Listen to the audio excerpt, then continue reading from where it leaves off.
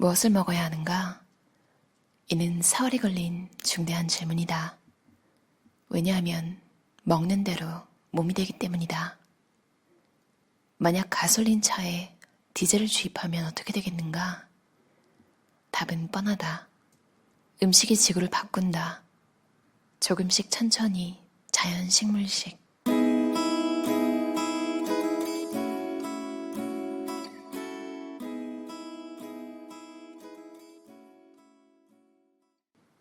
동물성 식품에는 단백질이 많고 콜레스테롤이 있고 탄수화물이 없고 몇몇 비타민이 적거나 없고 일부 미네랄이 적고 섬유질이 없고 항산화 성분이 없다. 식물성 식품은 반대다. 즉 단백질이 적고 콜레스테롤이 없고 탄수화물이 많고 모든 비타민이 골고루 있고 모든 미네랄이 충분하고 섬유질이 있고 항산화 성분이 가득하다. 이처럼 동물성 식품과 식물성 식품 둘 다 식품이라고 부르지만 내용은 전혀 다르다. 그렇다면 둘 중 어떤 것을 먹어야 하는가? 제대로 먹고 있는가? 마땅히 먹어야 할 것을 먹고 있는가? 현대인이 숙명처럼 받아들이는 고혈압, 당뇨, 암, 심근경색, 뇌졸중, 치매, 대상포진 같은 면역계 질환, 빠르게 늘어나는 크론병과 비만 등은 비싼 영양제, 치료제, 고가의 다이어트 프로그램이 아니라 좋은 음식을 먹음으로써 치료제, 고가의 다이어트 프로그램이 아니라 좋은 음식을 먹음으로써 충분히 예방이 가능하다. 현미밥에 구황작물, 채소, 과일, 견과류를 먹어라. 설탕과 식용유를 쓰지 마라. 천천히 씹어 먹어라. 이는 결국 산업화 이전 한국인의 밥상을 되찾는 일이었다. 공장식 축산과 유전자 조작 이전의 식단으로 돌아가는 것이다. 여러 연구에서 염증성 질환 발생 위험을 증가시키는 요인으로 서구화된 식단, 동물성 단백질, 고기, 설탕, 패스트푸드, 지방, 리놀레산, 마가린 등이 반복해서 지적되고 있다. 반대로 발생 위험을 감소시키는 요인으로는 채소, 과일, 식이섬유, 섭취 등이 거론된다. 고기, 생선, 계란, 우유 등 모든 동물성 식품, 식용유, 설탕 등이 염증성 장질환을 유발하는 것이다. 이 음식들은 서구식 식단의 핵심이다. 나도 빵을 즐겨 먹는다. 다만 빵을 고르는 원칙이 있다. 성분의 밀가루 외에 소금과 물만 들어간 것을 고른다. 보통 이런 기준을 말하면 그런 빵이 있나요? 라고 되묻는다. 바게트, 캄파뉴, 호밀빵 등은 비교적 안전하게 먹을 수 있다. 또 나는 라면을 금지하지 않는다. 대신 라면의 종류와 먹는 방법을 바꿀 것을 권한다. 라면의 식품 유형에 유탕면으로 표시된 것은 손대지 않아야 한다. 겉면, 호면 등으로 표시된 라면 중에서만 고르고 될 수 있으면 동물성 식품이 포함되지 않은 제품을 선택한다. 그리고 국물은 되도록 먹지 말고 면만 건져 먹길 권한다. 결론을 내리자면 식용유, 설탕, 우유, 유제품, 계란, 고기, 생선 등의 불순물만 없다면 밀가루 음식은 큰 문제가 없다. 이는 아무리 채식빵, 비건빵이라도 식용유와 설탕이 들어가면 건강과 거리가 멀다는 뜻이기도 하다. 채식이라고 다 같은 채식이 아니다. 건강한 채식을 해야 건강해진다. 하버드 대학교 또한 우유가 뼈 건강에 도움이 되지 않을 뿐만 아니라 전립선암, 자궁 내막암, 난소암 등의 발생 위험을 증가시킬 수 있다며 우유 섭취를 권장하지 않는다. 우유를 마실 바에야 차라리 물을 마시기를 권한다. 물보다 못한 게 우유라는 것이다. 정 마시길 원한다면 하루에 2잔을 초과해서 먹지 말아야 할 제한식품으로 분류한다. 사실 전 세계적으로 칼슘을 많이 먹는 국가일수록 뼈가 많이 부러진다. 뼈 건강을 위해서는 매일 30분에서 1시간 이상의 신체 활동을 하고 충분한 채소, 과일, 특히 푸른 잎채소를 섭취하는 것이 매우 중요하다. 오메가3 지방산의 효과는 매우 과장되어 있고 부작용도 만만치 않다. 나는 다른 어떤 영양제보다 오메가3 보충제를 가장 먼저 쓰레기통에 버리라고 권한다. 채식은 많이 하고 적게 하고의 문제가 아니라 하냐 하지 않냐의 문제입니다. 채소도 많이 먹고 고기도 많이 먹으면 소용없습니다. 우유를 먹고 배탈이 나면 우유나 유제품을 먹지 않아야 한다. 사실을 따져보면 우유에서만 얻을 수 있는 필수 영양소는 없기 때문에 우유에 미련을 둘 필요가 전혀 없다. 들깨 4g만 섭취해도 1g의 오메가3를 섭취할 수 있다. 고춧잎, 모시잎, 시금치, 매생이 등 푸른 잎채소와 해조류의 오메가3 칼로리 비율은 4에서 9%로 들깨, 치아씨 다음으로 높다. 과일 중에는 씨앗을 함께 먹는 키위에 오메가3가 많다. 체중을 조절하려면 음식을 조절하는 것이 가장 중요하다. 운동은 몸의 기능을 향상시키고 자신감, 성취감 같은 기분을 향상시키는 목적으로 하는 것이 좋다. 식이 조절과 운동의 역할을 명확히 이해하면 체중 조절을 위해 강도 높은 운동에 집중할 필요가 없다. 앉아있거나 누워있는 시간을 줄이는 것만으로도 어느 정도 효과를 볼 수 있기 때문이다. 식물성 식품의 풍부한 식이섬유는 소화 과정 중 콜레스테롤을 흡착해 소장의 끝부분에서 콜레스테롤이 재흡수되지 못하게 막음으로써 혈중 콜레스테롤을 추가적으로 낮추는 역할을 한다. 동물성 식품을 먹지 않고 가공이 덜 된 식물성 식품을 먹는 것이 혈중 콜레스테롤 수치를 낮추는데 여러모로 유리하다. 혈압이 높다는 것은 뇌피세포의 기능장애로 인해 혈관이 뻣뻣해졌다는 뜻이다. 혈관을 뻣뻣하게 만드는 원인은 흡연, 높은 혈중 콜레스테롤, 높은 혈중 중성지방, 높은 혈당, 신체활동 부족, 과도한 음주, 과도한 염분 섭취, 스트레스, 수면 부족 등 아주 다양하다. 약을 복용하고 싶지 않다면 해결책은 간단하다. 문제되는 것을 하지 않으면 된다. 생활 습관을 바꾸는 것은 그 어떤 약물보다 확실한 효과가 있다. 많은 사람들이 지중해식 식단 혹은 올리브유에 대한 환상을 가지고 있다.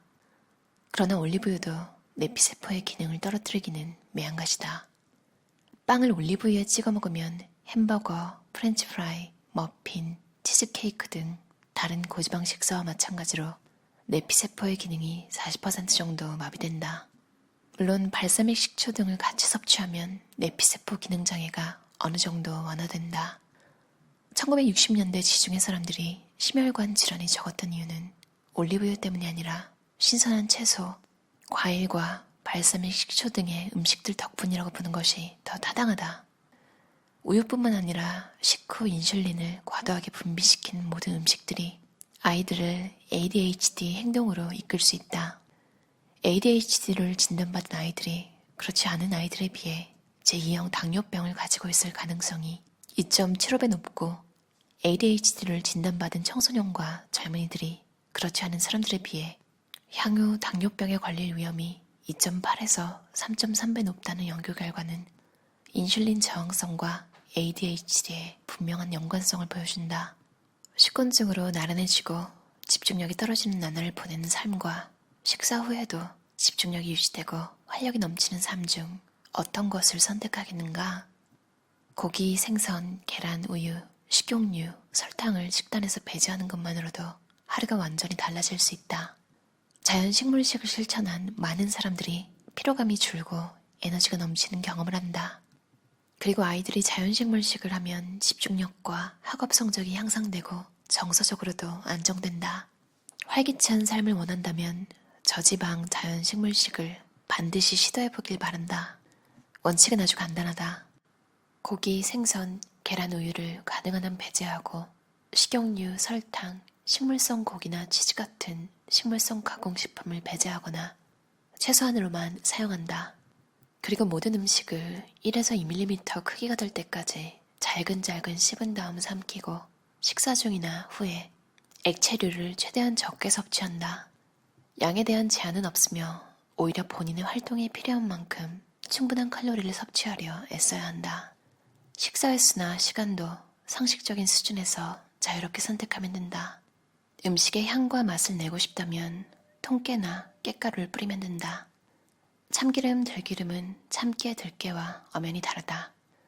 참기름, 들기름은 지방 추출물로서 지방의 산화를 억제하는 성분을 비롯해 유익한 성분이 제거된 고도 가공 식물성 식품일 뿐이다. 기름에 열을 가하는 것은 음식을 해롭게 만들 뿐만 아니라 조리 과정에서 미세먼지는 물론 초미세먼지와 다양한 발암물질을 발생시켜 실내 공기를 오염시킨다. 우리에게 노출되는 미세먼지의 25%가 조리 과정에서 발생한다.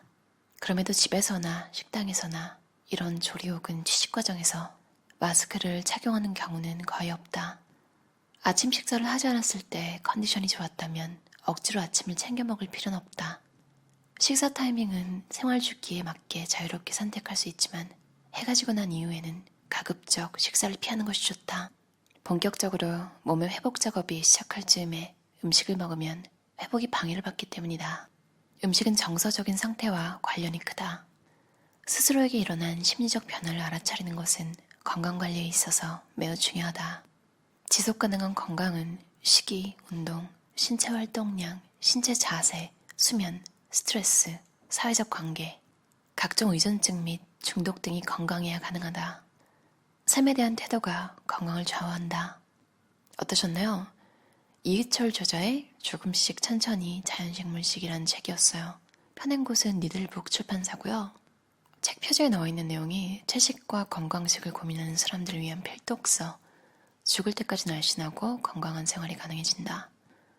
이렇게 자신있게 적혀있는 만큼 정말로 다양한 지속가능한 지구를 위한 파트까지 있거든요. 그러니까 단지 내 몸만 지키는 내용이 아니라 여러모로 읽어두면 좋은 책 같아요. 신기하게 제가 이 책을 왜 편하게 읽었냐면 여기서 하지 말라고 하는 재료가 집에 하나도 없는 거예요. 마침 참기름이 똑 떨어졌고 제가 참기름 되게 좋아하는데 안 사고 있었거든요. 근데 이 책에서 먹지 말라고 하니까 그냥 안 사야겠다 이런 생각을 했어요. 예전에 건강 관련 책 리뷰할 때 거기서도 오메가3 먹지 말라 그래서 있는 것만 다 먹고 그 후로 안 사서 먹고 있었는데 이 책에서도 굳이 알약으로 섭취하지 말라고, 특히 생선 오일 들깨 4g만 섭취하면 오메가3 한 알 분량이 섭취가 되는군요. 그리고 시금치 몰랐어요. 샐러드 살 때 저는 이렇게 믹스된 잎채소들을 사는데 시금치를 좀 집중해서 사려고요. 치아씨드에도 오메가3가 있군요. 몰랐어요. 치아씨드로 만든 푸딩 예전에 만든 적이 있는데 레시피를 까먹었어요.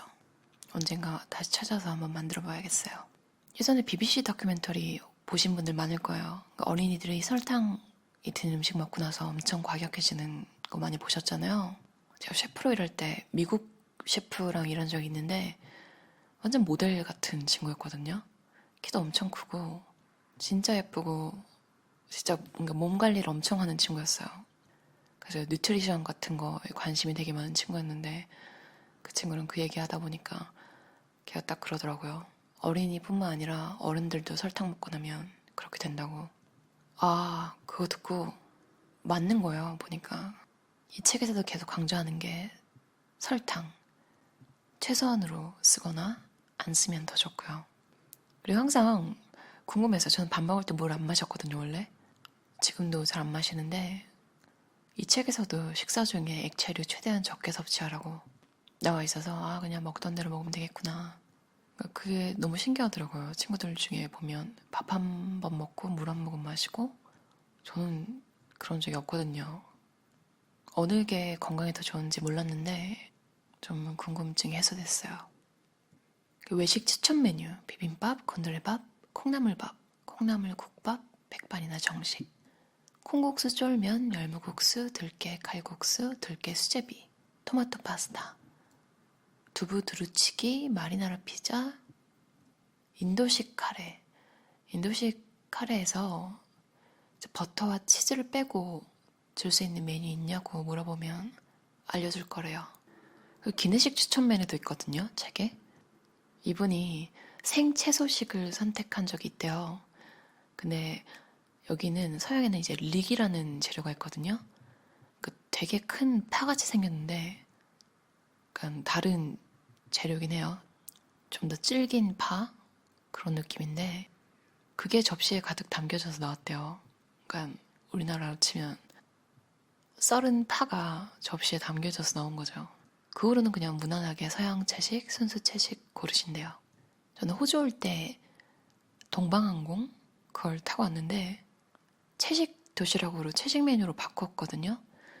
근데 뭘 제가 잘 모르고 잘 못 보고 지나쳤는지 힌두식 채식을 골랐나 봐요. 근데 하필 제 옆에 인도 분이었나 봐요. 그러니까 제가 그걸 먹는 거 보고 저보고 힌두냐고 힌두교냐고 그랬던 기억이 나네요. 지속 가능한 건강 여러 가지 리스트 중에 신체 자세도 저자가 언급했잖아요. 진짜 이거 맞아요. 기사에도 나와 있을 거예요. 찾아보시면. 우울증, 그리고 기분 저하 이런 거에 여러분이 앉아있는 자세가 굉장히 영향을 준대요. 사실 뭐 과학적으로까지 갈 필요도 없는 게 그냥 기분 자체도 좀 다르잖아요.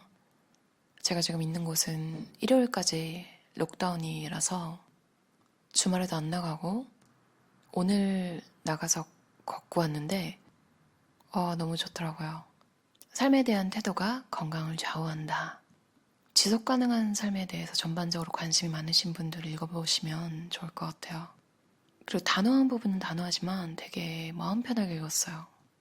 겹치는 부분이 많아서일 수도 있겠고 아니면 이 저자가 좀 단호하지만 좀 느슨하게 그러니까 되게 부담 없이 편하게 알려줘서 그런 것도 있는 것 같아요. 그럼 오늘도 들어주셔서 감사합니다. 편안한 저녁 시간 보내세요.